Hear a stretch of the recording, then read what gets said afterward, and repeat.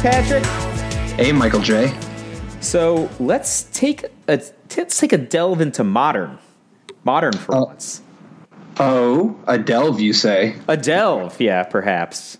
Yeah, modern's dope, and this new set has definitely had an impact. We've been talking about the sort of saga, the ongoing evolution of Arclight Phoenix, and Arclight Phoenix has continued to sort of make its case for why it may be one of the best creatures in the entire format.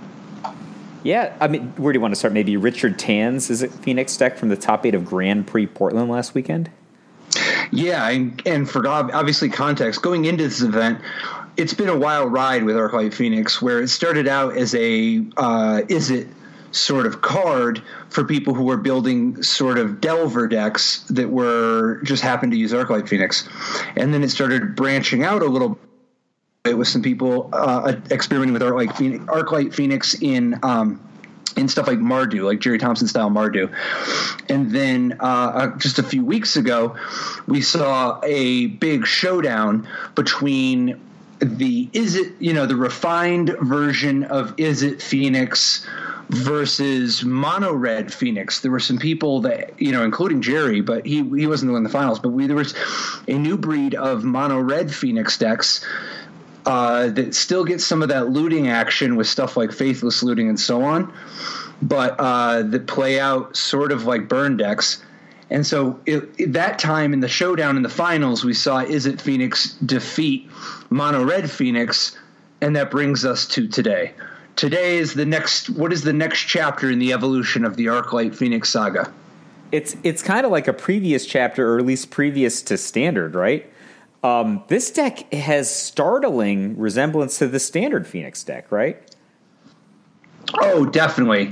Now this new style was kind of unveiled. This is like Ross Merriam's Quantum Leap from a couple weeks ago when he won the SCG, defeating Mono Red in the finals. But his innovative take on Izzet Phoenix appears to have really stuck and transformed the way that the archetype is viewed.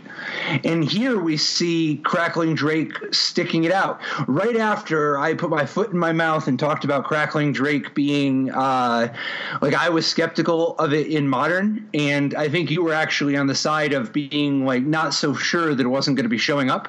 Well, it looks like history has borne you has been on your side on this one, and Crackling Drake, particularly as an answer to the big popularity of Golgari decks. But Crackling Drake has been, it looks like might be here to stay. Well, I think that when you're going to play with cards like Manamorphose, that the casting cost gets, really, really attractive. I mean, there's, 2 basic islands in this deck, right? Most of the other, and then 2 basic mountains, of course. But most of the other lands can fetch one or the other or tap for both. And so it's just not even difficult to cast, I think, in the context of having Manamorphose. And so, it's just a cantrip plus probably an enormous amount of power, even the turn it comes out, right? This deck's got Faithless huge Looting, amounts. Serum Vision, Sleight of Hand on 1, in addition to Thought Scour and Opt on 1. Thought Scour is particularly big because on the average, Thought Scour is usually going to be there's a very good chance that Thought Scour is going to get you on the average 2 cards worth in your graveyard instead of 1. Oh yeah, this deck is half sorcery as an instance. The other thing is, it's a small point, but I think it matters a lot given how powerful Faithless Looting is in Modern, and certainly in this deck in particular. But Crackling Drake's power is equal to the number of instant and sorcery cards you own in exile and graveyard. So when you flashback Faithless Looting, it doesn't decrease the size of Crackling Drake. And for that matter, if you're doing flashback type stuff, maybe you're chasing someone, right? Then you're still not making the Crackling Drake smaller. Well, there's a really cool tech play you can do. So if you'll notice, there's 3 copies of Surgical Extraction in the sideboard. Mm-hmm. Surgical Extraction can be played on your own card in a pinch. If you want, tactically, you can use surgical extraction as a 0 mana way to surgical like a cantrip in your graveyard. Like, let's say you have just like a Serum Visions in your graveyard.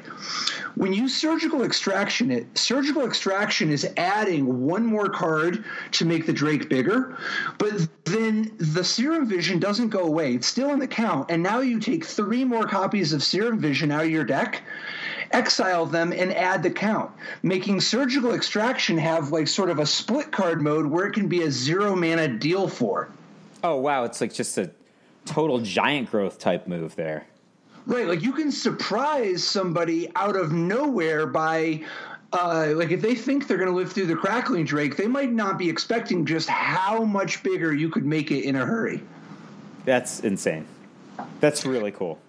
Right, and it's little tactical stuff like that that's really cool to keep in mind because, man, even if your opponent saw your hand, it is unlikely that they're going to think of that. You know, like that kind of stuff is going to be that those kind of little tactical plays can go a long way. And actually, in the same vein, Gut Shot is another 0 cost way to pump your Crackling Drake. So it's not unreasonable to think that you could be in a spot where you play a Crackling Drake and maybe it's at like, say it's a 8-4. You might get it up to like 17-4 on your very next turn. Like there's a variety of little things where it could do a lot more damage than was being expected. And so if you just hit your opponent with a lightning bolt or something, they might just be dead in one hit. You can also do stuff, I think, where you just like tap all your mana to just kind of like, you know, open the kimono, shields down kind of thing, and then send in your Crackling Drake. Your opponent might choose not to block it or block something else, right? Because they think that they're going to live through it. And then you unload the zeros from... And Gut Shot, even if it's just going to your graveyard for the Crackling Drake, could be dealing an additional one to the opponent, right? You know, right. Face you, that's +2, and then, get there with the surgical extraction. That's very exciting, Patrick. And remember, Lightning Axe effectively puts 2 cards in your graveyard itself plus whatever you discarded. And of course, you can actually stack up even more damage if you do stuff like you begin your turn by Lightning Axe, discard Arclight Phoenix, and then you play some more spells, make your Crackling Drake grow, but then your Arclight Phoenix comes back and attacks as well, so you don't even need as much Crackling Drake damage. And one other little thing about Crackling Drake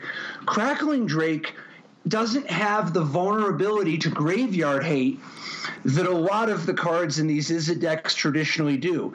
And Arclight Phoenix is a card that people go after. They're going to be trying to bring in graveyard hate to try to contain that threat. And there's stuff like your flashback cards, and some people play Bedlam Reveler, and some people there's just a variety of graveyard interactions that imagine somebody puts down Rest in Peace. That's like a totally reasonable sideboard card that a fair number of people play. If you have Crackling Drake, Rest in Peace doesn't bother you at all. Oh, I mean, Rest in Peace is actually awesome against your Jaces and your Arclight Phoenixes, though, right? And so Crackling Drake kind of is just some defense against their sideboard card. Would you say? It's a way. It's another attack that isn't vulnerable to the same hate. Yep. Like imagine if somebody was playing Bedlam Revelers instead of Crackling Drakes, which was like a month ago. But that's part of the brilliance of Ross's update to the archetype.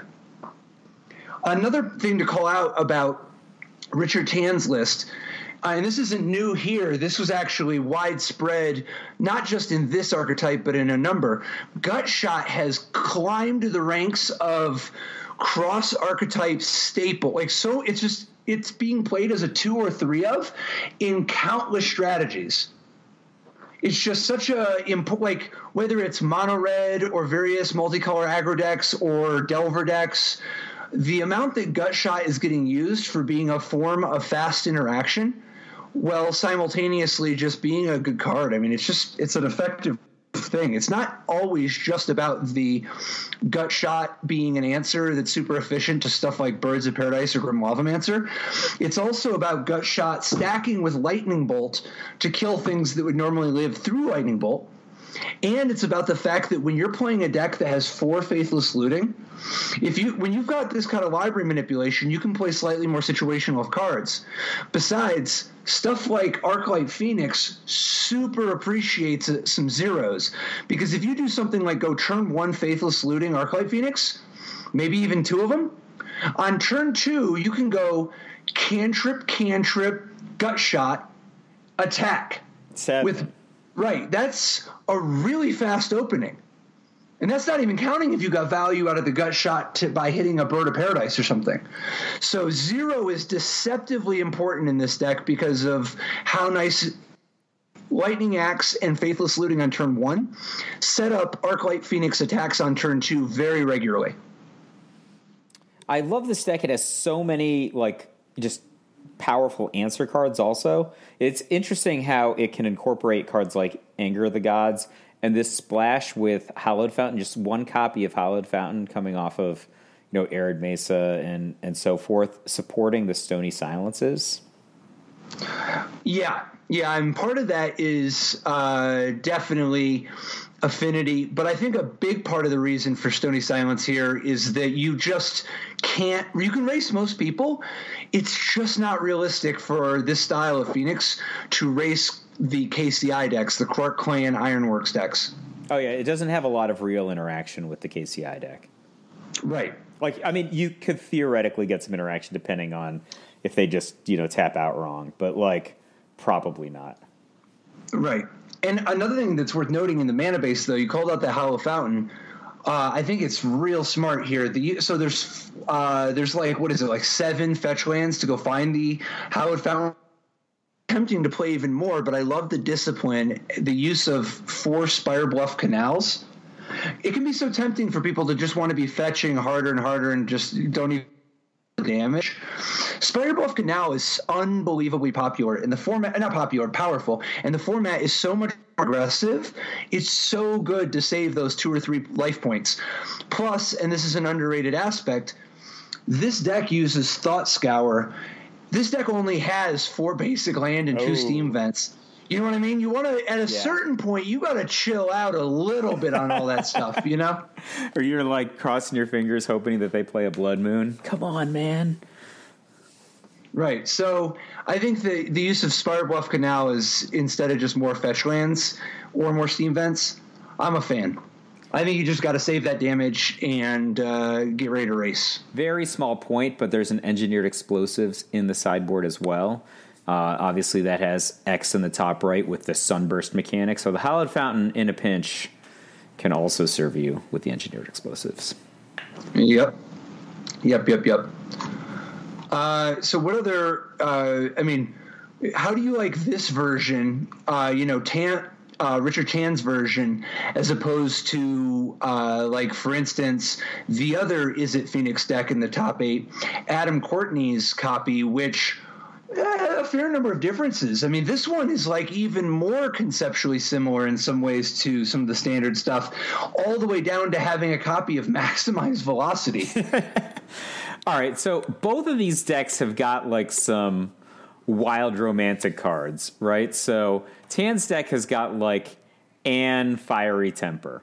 And yeah, it's pretty cool when you discard Fiery Temper to Lightning Axe, for example. And sometimes, because there's 4 Faithless Lootings, you can get it off. But I feel like that card's a little greedy. How do you feel about the Fiery Temper? Well, it actually represents a decline here. I think Courtney's list is even more extreme. 2 Monetary Swiftspear. Well, no, what I mean is that Fiery Temper was actually fairly popular a few weeks ago. And it's interesting seeing the evolution. It was very controversial because like a month ago it was quite popular. 2 weeks ago it was very mixed with some number of people really starting to get away from it. And here it looks like now there's only the barest little of it even holding on. So I think that history has proven you right on this one as well, that there seems to be a general trend away from Fiery Temper. Yeah. The only people that are really getting a ton of mileage out of Fiery Temper are the people that are going a little bit more the turbo discard route. Like Fiery Temper is still a popular option in the mono red style that has so much, goblin lore, like just tons of self discard. And that style is falling. It's starting to fall out of favor. Yeah, but it's so different, right? Like if you're trading in some of those red manipulation cards, which, are powerful in the sense that they're dumping cards in your graveyard and exchanging cards in hand for cards in graveyard, which is a kind of net positive when those cards are Arclight Phoenix. You're losing though Serum Visions and Thought Scour. I mean, Thought Scour is like the bee's knees, I think, for this strategy. It's so good. I still just don't understand. why these decks don't play 4 Thought Scours. I don't know. I would so rather have an additional Thought Scour than, let's say, 1 Chart a Course or 1 Izzet. I mean, I don't know. I guess whenever you catch someone with Izzet Charm, you feel like a genius. But Sleight of Hand is the one. In Richard Chan's list, I would easily get away from the 3rd Sleight of Hand to make room for the 4th Thought Scour. Yeah.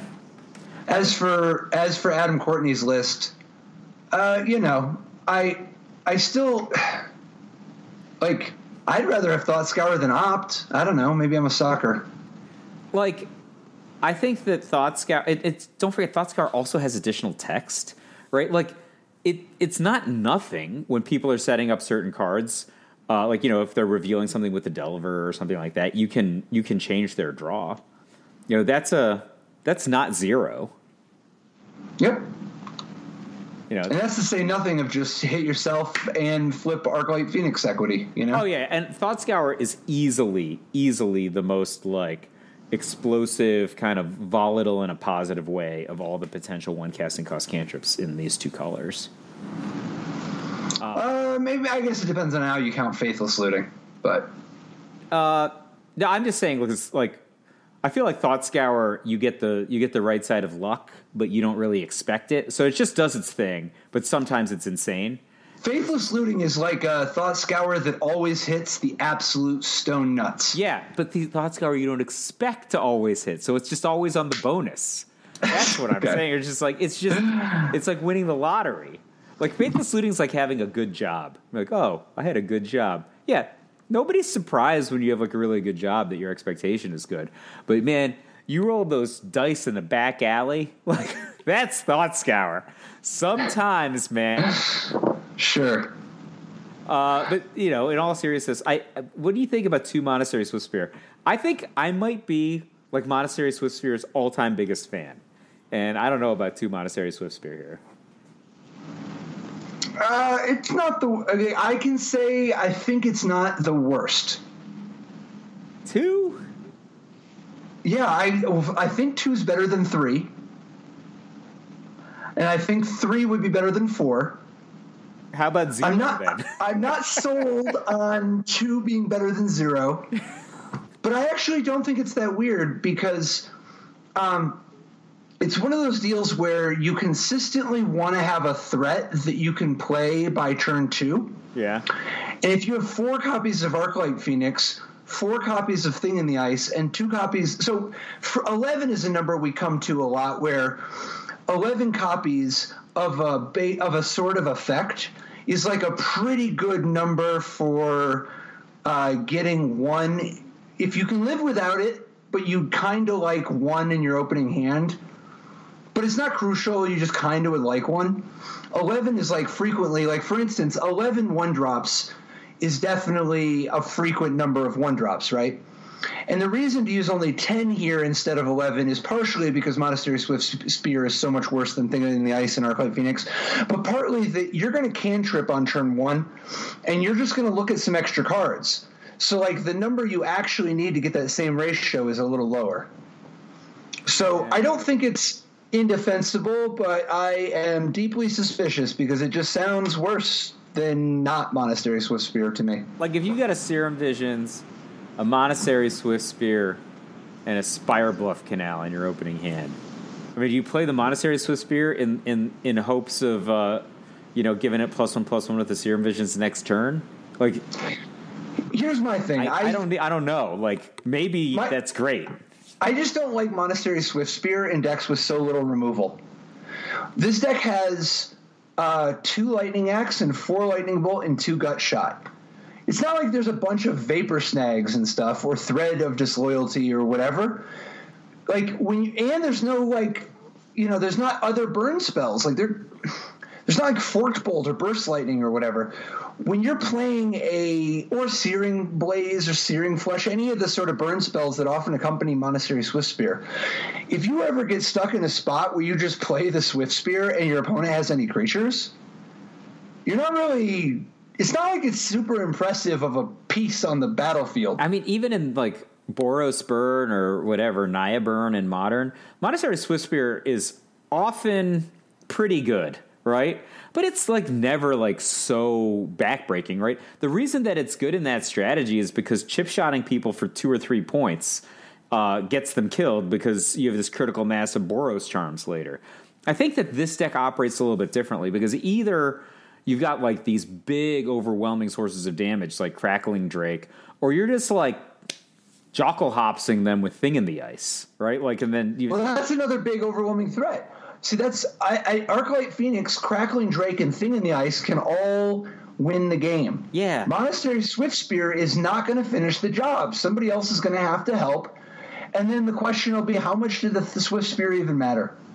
That's where I'm going. Like, when I look at Monastery Swift Spear, I honestly think the Monastery Swift Spear is the most underrated creature in the history of Magic, dating back from when you went undefeated at Worlds, like in 2014 or 2015 with that awesome blue-red deck. Like, I think it's such an overperformer, but not in a deck like this. Like, all these threats are just like... I mean, Thing in the Ice is the best example. It's like Upheaval Tarmogoyf in one card. And, like, you just getting 5 points with Monastery Swift Spear before that point is unimpressive, especially when you end up doing something like bouncing your own Monastery Swift Spear or being in a dumb situation where you're Anger the Gods and your own Monastery Swift Spear. Just like Anger the Gods works so seamlessly with 0-4 Thing in the Ice. 0-4, yeah, but you're not. If you board in when you board in Anger the Gods, you're definitely boarding out Monastery Swift Spear anyway. So I wouldn't. Like, I don't know. Are you? Sure, if you say yeah. Yeah, the reason is because Monastery Swift Spear is going to suck in this deck against people with a bunch of creatures. I feel like Monastery Swift Spear sucks in this deck. Okay, I'm saying like Monastery Swift Spear is probably at its best against people you want to race. Yes. And when you're playing something with a bunch of creatures where you want Anger of the Gods, Monastery Swift Spear is not getting through. Trust me, you don't want to be on the plan of Monastery Swift Spear as an imposing blocker. Oh, yeah. Where you're like, man, they never know how big it'll be on D. Man, I have certainly gone first turn Goblin Guide, no attack against humans. Second turn, second Goblin Guide, no attack in games that I've won. So, I don't know. I believe you, though. Monastery Swift Spear, Anger the Gods, not a good combo. So even though I'm not sure if Richard Tan's Jace Vryn's Prodigy is good enough, I like the theory behind it. It's another game-winning threat on its own, you know? Yeah, I think that I would just be in for like another cantrip or probably not a fourth Crackling Drake because a lot of 4s already in this deck, but maybe another cantrip I would be in for or another burn spell. They'll throw another gut shot in there. Dude, would it be insane to play a Snapcaster Mage? No, not at all. Call me old-fashioned. Oh, my God. I was just... When you were saying that thing about using the surgical extractions, I'm like, can you imagine then surgical extracting snapping the surgical extraction for only 2 more mana? Like, oh, my gosh. It's like +7 or something? +8? Yeah. Like, ooh. Isn't that so nice? Yes. I'm in. I mean, also... Just the number of games when, like, you're playing against I'm just saying, talking about like playing like a Jeskai control deck. Forget about a deck with the level of offense that the Phoenix deck is capable of. There's like all those games where they're just like bolt you Snapcaster, bolt you in, and you're like, what the heck just happened? I'm dead, like because you were at 14 from your own fetch lands or something, and one Snapcaster Mage and one Lightning Bolt just rumbled you, that's just totally feasible in a deck with this level of offense plus lightning bolts.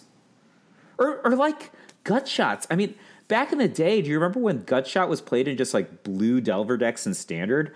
I think I remember watching Johnny play like a top 8 match where he's just like gut shot someone, Snapcaster gut shot and attacked them.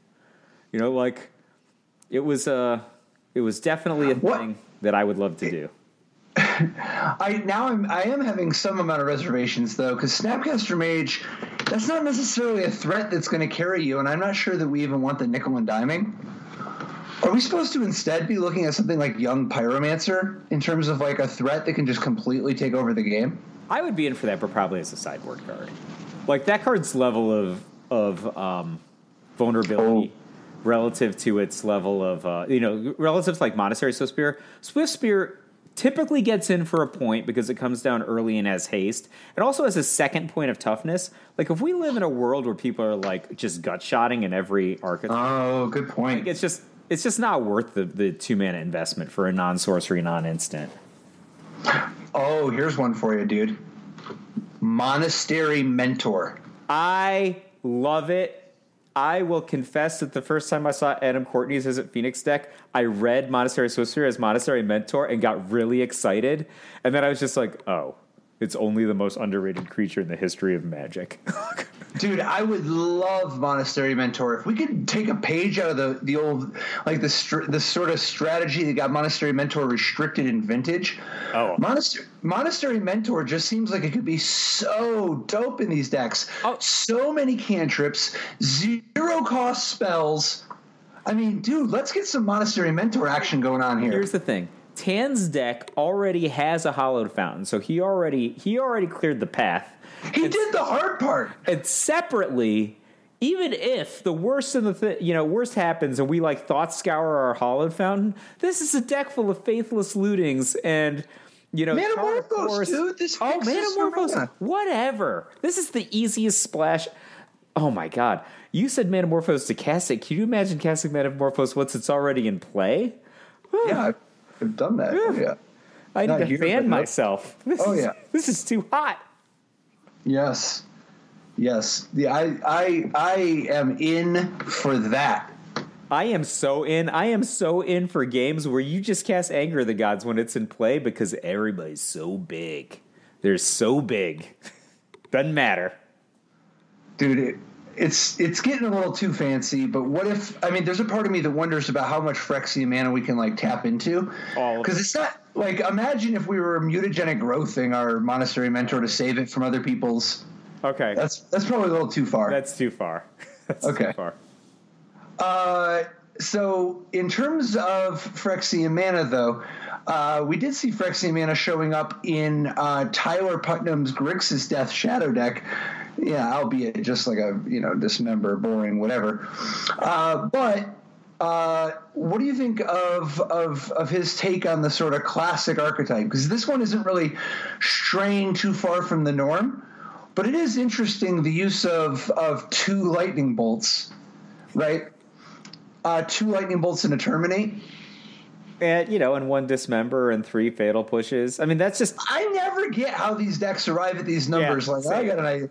2 Faithless Looting, 1 terminate.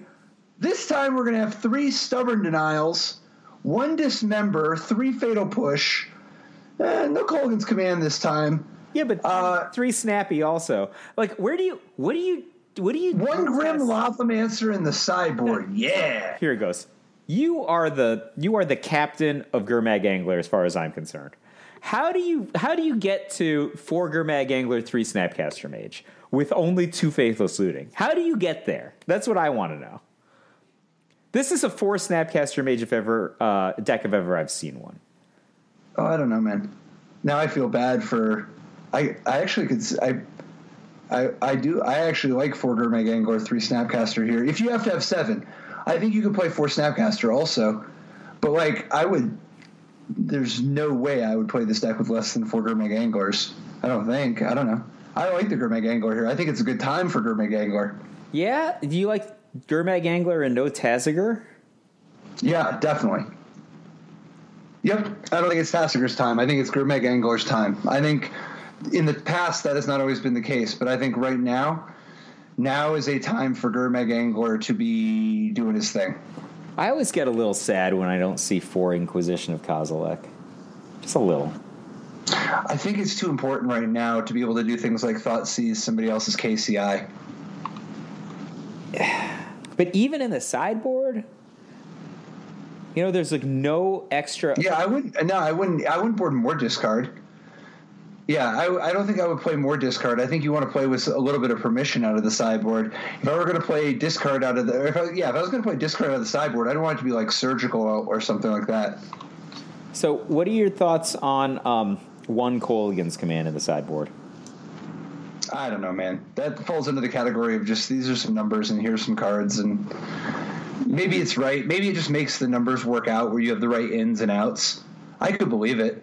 So Tyler won the Grand Prix, right? So I think that he must have had a good read, because I feel like Kolaghan's Command is like the card you want if you're anticipating playing against like other Grixis Death Shadow decks, Jund Death Shadow, Mardu, like these decks that have like powerful threats, but like. But why do you want Kolaghan's Command so much against other Grixis Death Shadow decks? Because like, if they can like terminate your Death Shadow, for example, terminate your Gurmag Angler, you can get it back, and then plus you're just generating card advantage over time. Really, I don't think that building a divination is the key to the Grixis Death Shadow mirror. You think it's just about landing a Death Shadow and then casting Temur Battle Rage at the right time? No, I'm not saying that. I'm just saying that I just don't think it's necessarily the highest leverage thing. Like, I wouldn't spend that many points there.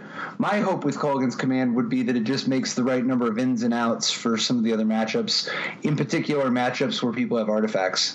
Okay, because, I mean, yeah, it can certainly pop an artifact as one of its many modes. Yeah, I think that you have to be, there has to be some where do you board what for you to arrive at a spot where you have one Abrade, one Kolaghan's Command. Like, that's definitely some ins and some outs that don't exactly line up. That crazy number of Anger of the Gods in this top 8. They're just like everywhere as a 2 over a 3 of. So we saw a trend starting about 2 weeks ago. Well, I shouldn't say starting.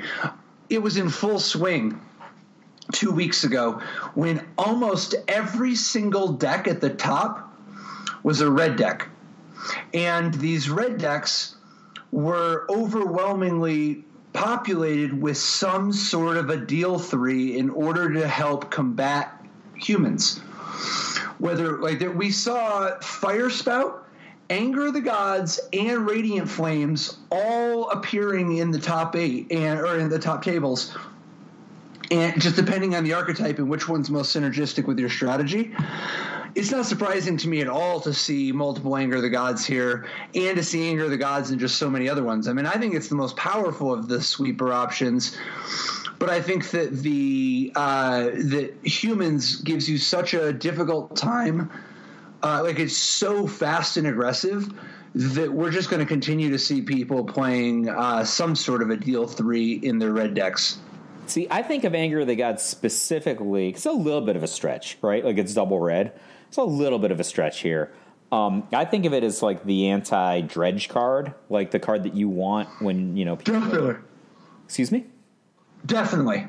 Yeah, so I guess the popularity of Anger of the Gods really kept Dredge out of this top 8. So maybe that was, prophecy on the part of all the guys playing Anger of the Gods.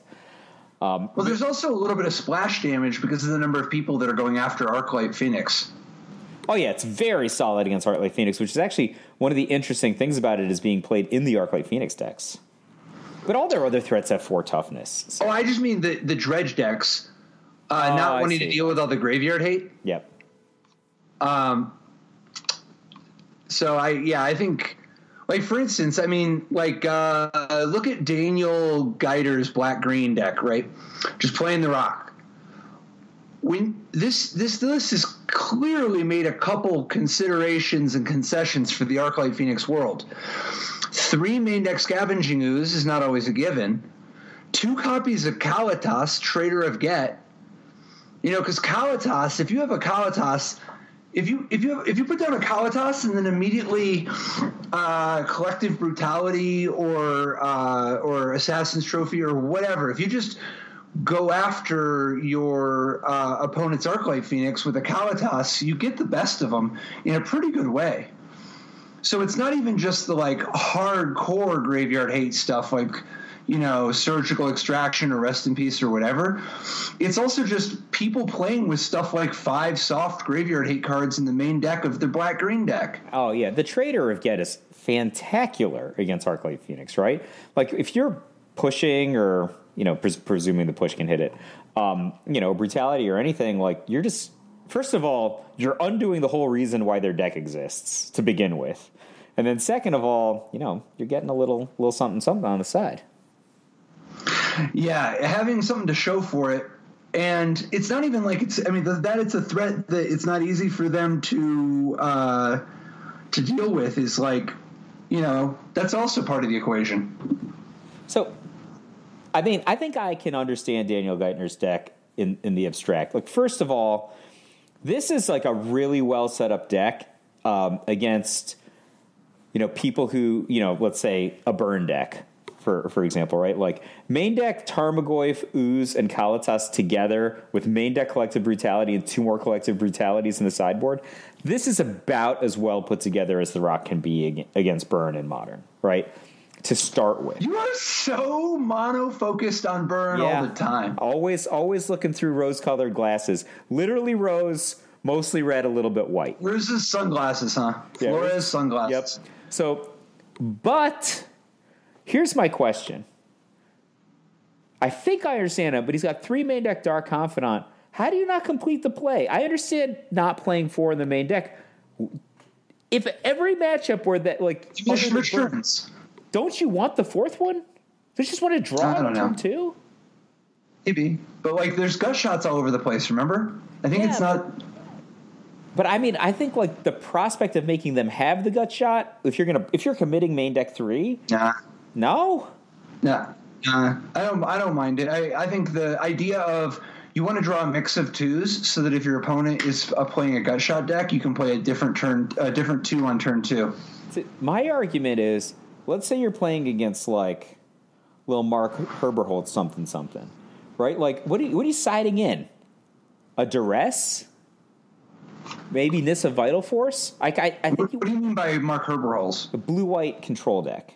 Okay. Which was like one of the top decks, Yeah. And still performing, right? Yep. Like, this deck has, like, woefully few sideboard cards for that matchup. I don't know. Collective Brutality, Duress, Fulminator Mage, possibly even Nissa Vital Force. I think Nissa Vital Force is okay, but likely to get countered. I think Duress obviously comes in. Brutality's fine, but I think Fulminator Mage is bad. Those decks often have, like, Crucible of Worlds. I just think it's fine to not be stuck in a situation where the 2 cards in your hand are 2 Dark Confidants and it's turn 2 and you wish that you didn't have to play something that was just going to eat a 0-mana gut shot. All right. The use of Languish in the sideboard, I think, is worth a note. 1 Damnation and 1 Languish and 1 Engineered Explosives serves a very important role. First, the primary at a top level, your opponent can't just Meddling Mage Damnation and stick you. Yep. Right? But second, Languish has different spots. Its ability to go after things that would be indestructible is, it's a little bit different of a dimension. Yeah, obviously it's a little bit less relevant with cards like Damnation, which just straight up destroy creatures and they can't be regenerated. But, like, in another context, a card like Languish, which gives -4/-4, would help you get around cards like Tajic, for example, right? Like, we saw Tajic as a human's weapon against red removal. But, that's just, obviously not in black-green, but, like, maybe in another color combination, that's an important dimension. It can also be occasionally useful for stuff like tactically, like, you end up in spots where you've got a Tarmogoyf and they've got some creatures and you Languish and your Tarmogoyf lives. Oh, yeah. And probably still get in for a point. It'll be a 0/1. I just added sorcery in. Yeah, but now it's But what do you think of these black-green decks in general? Do you like where they're positioned? I love the fact that they're viable. I think that, Assassin's Trophy and Fatal Push go a long way in helping that because, I actually really dislike the Scavenge Use Kalitas portion of this deck. I'm super respectful of this build. The only thing that I'm a little curious about is the creature land mix. 2 Treetop Village, 2 Hissing Quagmire. What do you think about that? I actually like it. I mean, Treetop Village is a more powerful card, but like you can't. You just it's too bad to draw two copies of Treetop Village, and I think that it's really an important time right now to have those extra threats. Yeah. So I actually like the 2/2 split. Exactly. I think that I could wrap my head around it. Probably if I had tested enough, maybe I would disagree. But I'm just such a sucker for Treetop Village. Of course, 3. Of course. It's hard to draw two. Do you like this black-green deck as much as Aaron Kastner's black-green deck? That was like an exciting black-green deck, right? Well, like, it's so disingenuous to call Kastner's deck a black-green deck. I mean, no. He's, first of all, Shaman of the Pack. Yeah. That's a black-green card. It certainly is. So the main deck has some black-green cards, Shaman's of Deep Shadow taps for black. And then in the sideboard, you've got Assassin's Trophy, Surgical Extraction, Thoughtseize. This is a green-black deck. It's a little bit more green than black, but, right. This is kind of an elf ball deck, right? So Kastner's deck is a collected company deck. Sometimes he just companies into Shaman of the Pack and gets you, right? Fireballs your face. And then sometimes he's got the Heritage Druid action going on to generate a ton of mana, which will let you, let's call it Fireball using Azuri Renegade Leader. So, but then sometimes his deck is just like 1-drop, 2-drop, get there, because it actually has a decent just offense, right? You have like a ton of 1-drops. Dwynen's Elite on 2 generates a very respectable amount of power on 2, and then you can just the Clan Caller is not too bad either. Yeah, and then you just go Archdruid on 3. Like that's quite a bit of power just attacking on turn 3. So it's got a fair line, which is fine, and it can elf ball you. Also, I think like maybe if you do like the fair line for 4 turns and then cast Collected Company and randomly hit Shaman, you don't need it to be so overwhelmingly powerful. Just like medium is good enough to win. This one's got a lot more card draw than past versions of Elves, with the full 4 Collected Company, 4 Lead the Stampede instead of any sort of Court of Calling shenanigans, and then 2 copies of Beast Whisperer, where it's commune with the gods from now on. So Beast Whisperer is like the defining... Or Glimpse of Nature, Glimpse of Nature from now on. Defining card. So, like, first of all, I think it's important to note that Beast Whisperer is like a forecasting cost card. So even though it's just like only 2/3 for 4, it's a little hard for some of the removal to kill. Like, you can't at least always push it, right? And there are cases where it'll live. It's pretty easy to cast in this deck because you have all this acceleration, but it lets you play a kind of an fair game, right? Like, if you can untap with Beast Whisperer, you could easily just draw 3 extra cards the next turn. Oh, yeah, even more, because if you ever get the Heritage Druid action going, you are doing it. I don't think I've seen a deck before that had 4 Lead the Stampede and 4 Collected Company. Certainly I've seen elf decks with 4 Lead the Stampede and elf decks with Collected Company ×4, but I don't think I've seen just that combination versus, other selection options.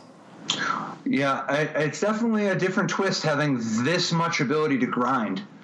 And I think part of that's just the fallout from the use of Elvish Clan Caller and just how much having a quantity of raw material gives you such a good multiplier. Also, he's got like 4 Llanowar Elves, 4 Elvish Mystic, 3 Elves of Deep Shadow, not even counting Heritage Druid as a 1-drop accelerator. So you can just cast Lead the Stampede on turn 2. Oh, yeah. Yeah, I mean, and I think you're going to be able to do that with Heritage Druid most of the time, too. Because if you just go turn 1 Heritage Druid... Turn 2 guys. And turn 2 Dwynen's Elite. Yep. Then you're there. Then you immediately lead the Stampede on turn 2. One of my preview cards from many years back. What do you think of the use of 1 Westvale Abbey in the land? Possibly my favorite part of this deck.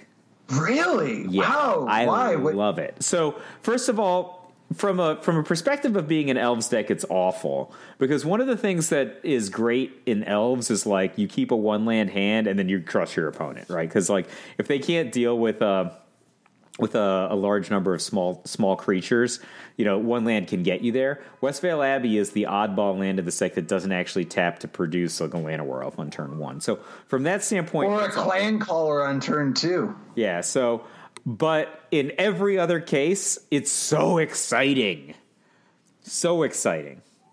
I love it because it transforms like your garbagey guys in the mid game into like an unbeatable threat. Like. What else could you want? I could see trying it. I'm skeptical, but I think you make a good case. That extra reach seems like it could be very game winning in plenty of spots. It's really powerful, I think, but it is also very greedy. Definitely very, very greedy. My favorite thing about this strategy, though, and I think this is probably a really good strategy, is that this deck can get stuck on a small number of land, and or mulligan really hard, and it's just built to get you out, right? Like Dwynen's Elite for only 2 mana, Lead the Stampede for only 3 mana, especially coming off of like a first turn Llanowar Elves or Elvish Mystic or whatever, just unmulligans you so well.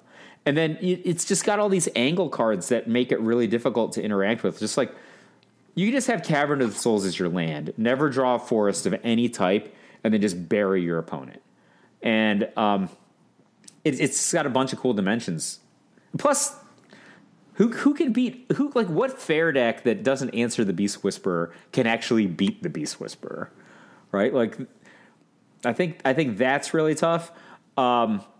I can see this deck getting raced really hard by a deck like KCI, though. Totally. Yep. Do you think there's any future in using these Horizon Canopies and maybe these fetch lands to power a Temple Garden, Stony Silence package like we saw out of Richard Tan's Is It Phoenix deck? I think it is a stretch. I think I might sooner... I mean, look, what are we really getting out of black, right? Shaman of the Pack, like... What if we get it for free? Yeah, but like Shaman of the Pack is also amazing. It's really powerful, but maybe we could. I mean, we can get there from maybe a fetch land package. Do you think that's too greedy? Like, first of all, Cavern of Souls can tap to make a shaman because it's an elf, right? That's one thing. Separate, like maybe we instead of playing like Blooming Marsh and so many Guiltleaf Palaces, we can just go with a fetch land package and allow us to cast both black and white cards. I don't know. Maybe that's too greedy. But I do know that I would love some of those 2 casting cost white sideboard cards. Both the ones that are good against graveyards and the one that are good against artifacts are very exciting. Because I think like Fracturing Gust is obviously insane and also a little unrealistic.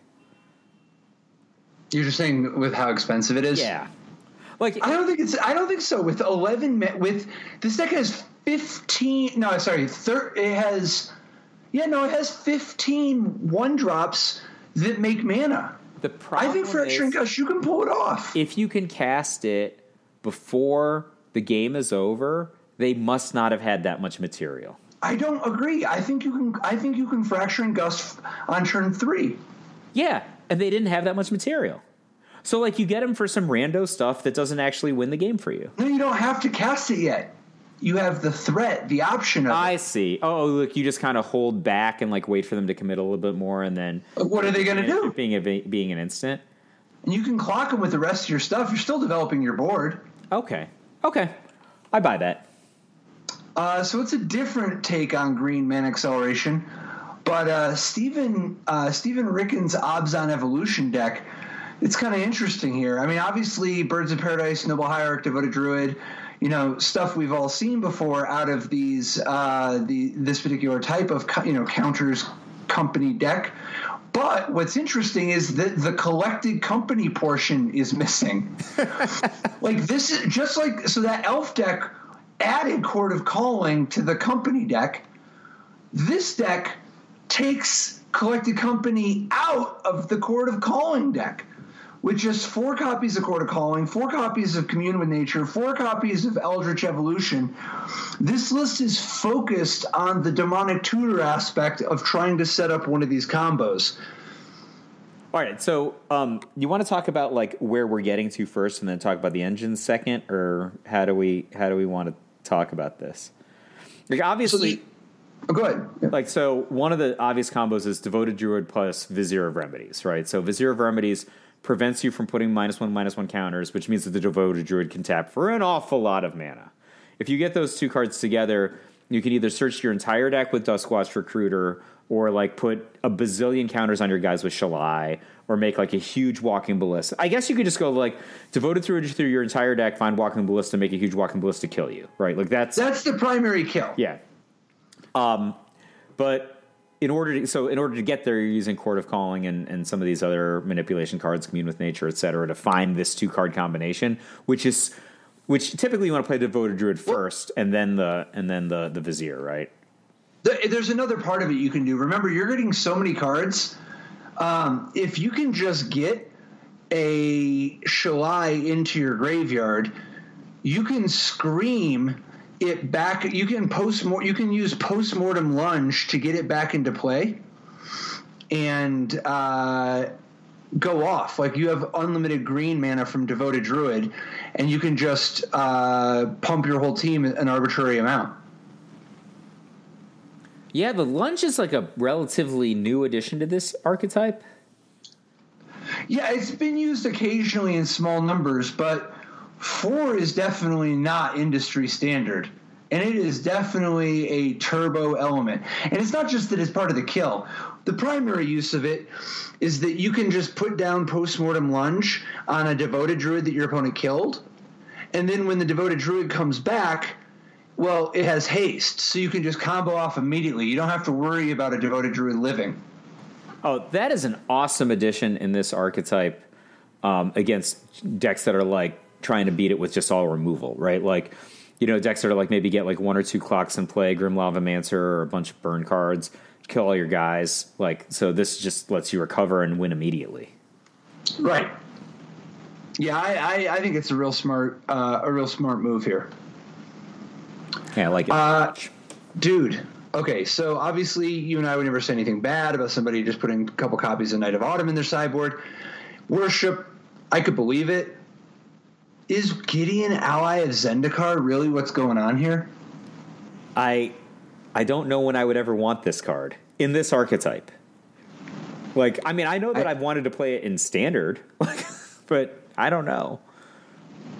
Like, would you... Like the Linvala and the Tireless Tracker and the Sin Collector, it's like, yeah, I'm playing a Court of Calling deck.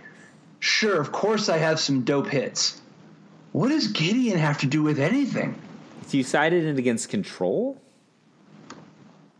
No. Well, like, I mean, maybe if you're like under Eidolon of Rhetoric or some equivalent of Eidolon of Rhetoric, then you can just like take multiple actions because you have a Planeswalker. Is that... I don't know. Does that make any sense? Like, if it has spell-like abilities, you can attack, you know?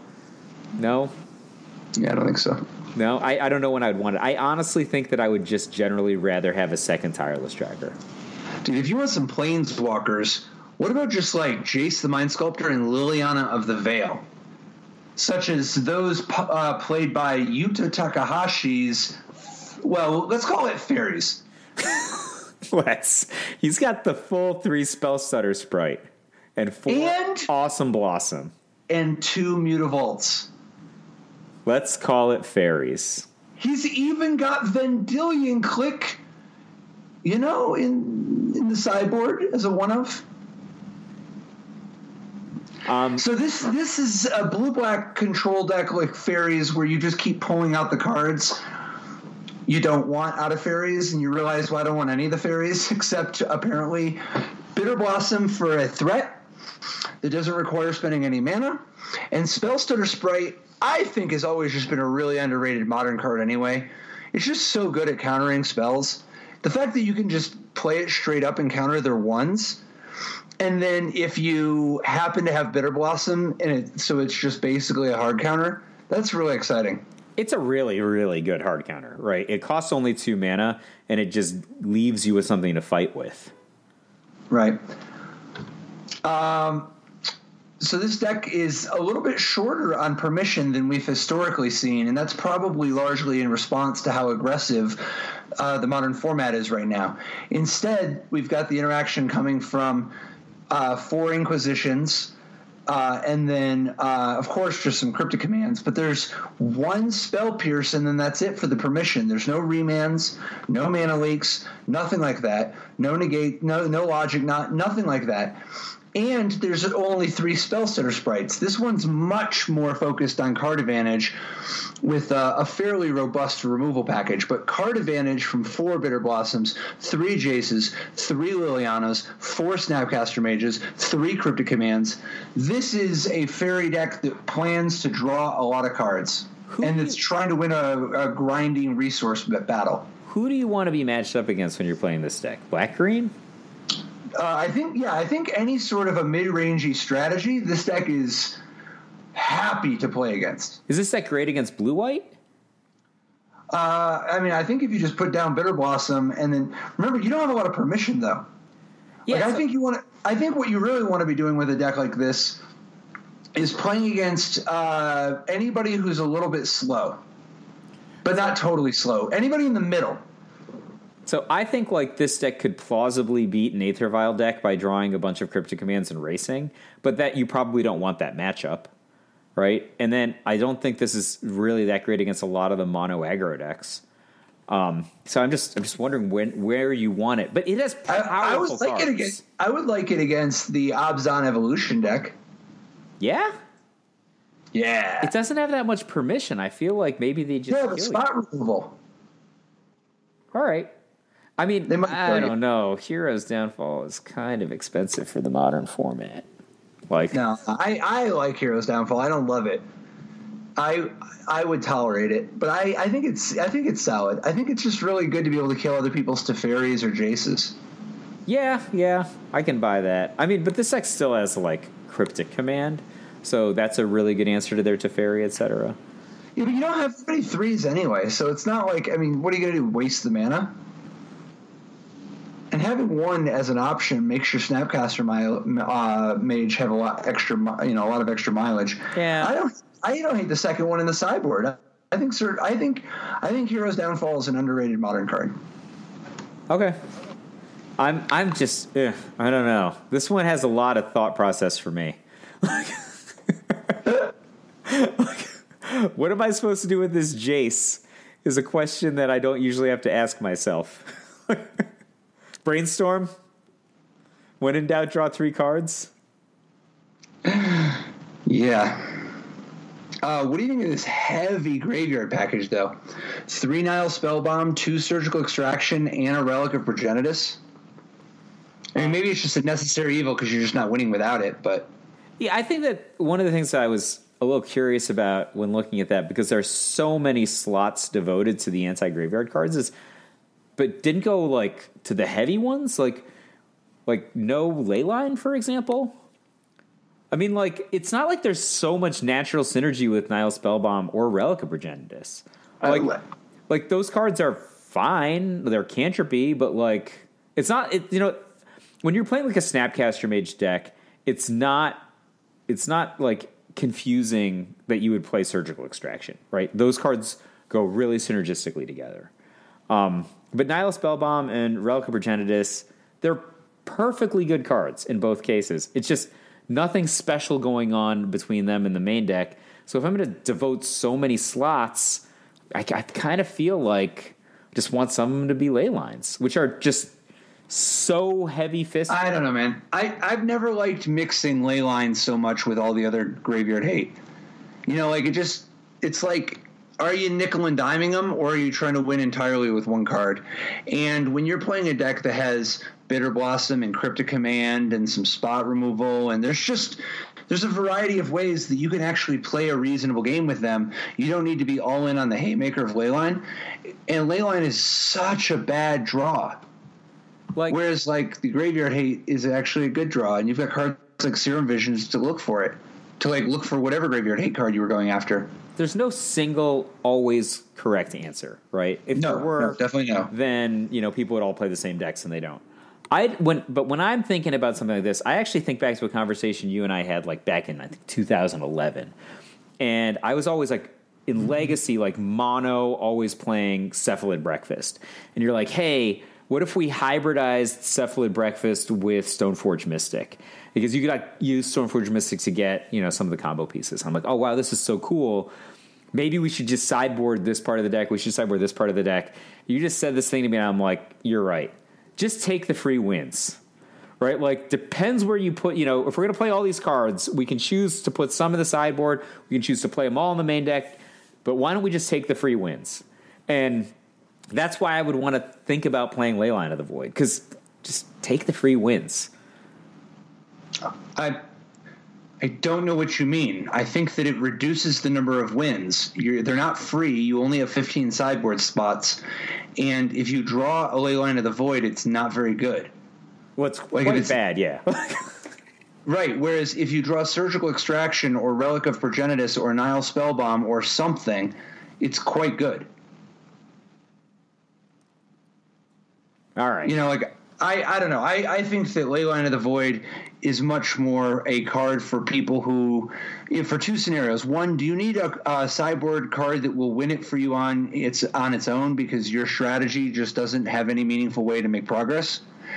And two, do you need a big thing in a hurry?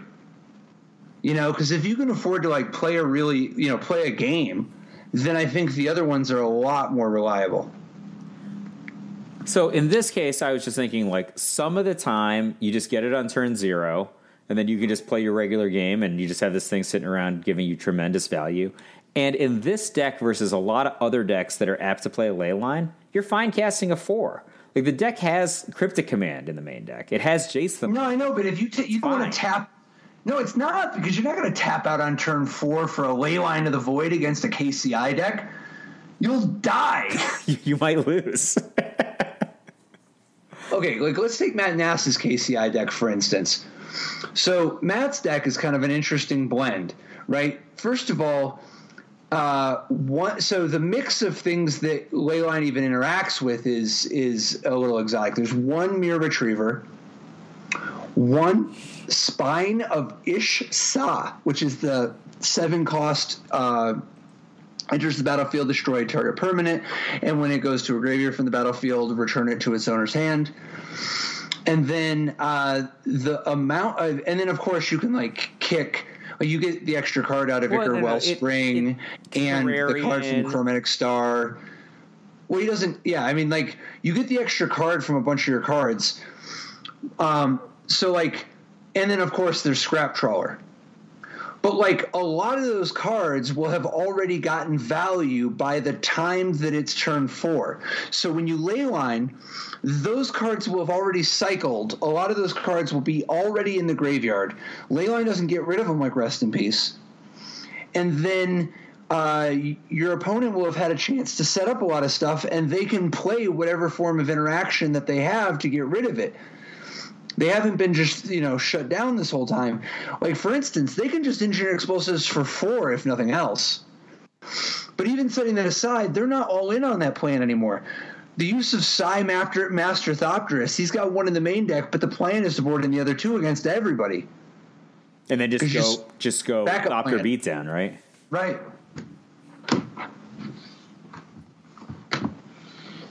So, yeah, I think Leyline of the Void, the delta of how much better Leyline of the Void is in your opening hand compared to how good would a Relic of Progenitus or Surgical Extraction be in your opening hand, it's not so great as to make up for how bad Leyline is every other time compared to those cards. Yeah, I mean, Nile Spellbomb for a really reasonable cost actually does a lot of the same work. Right. It's so cheap. It's just barely more expensive, right? And then sometimes you get such a nice little bonus on it. Well, all right, man. A lot of awesome decks in Portland, and in the end, Grixis Death Shadow over Black Green is not the most unusual combination of decks at the top, but it's also nice just seeing seeing Arclight Phoenix decks in general taken out of the finals finally. Yeah, I think that this is a really awesome combo of decks to see. Although I am obviously a little torn up that there were no Eidolon of the Great Revel in top 8 or even top 16. Not even top 16. Dude, at least your Monastery Swiftspear was there, man. Yeah, in a deck where I said, get that thing out of here.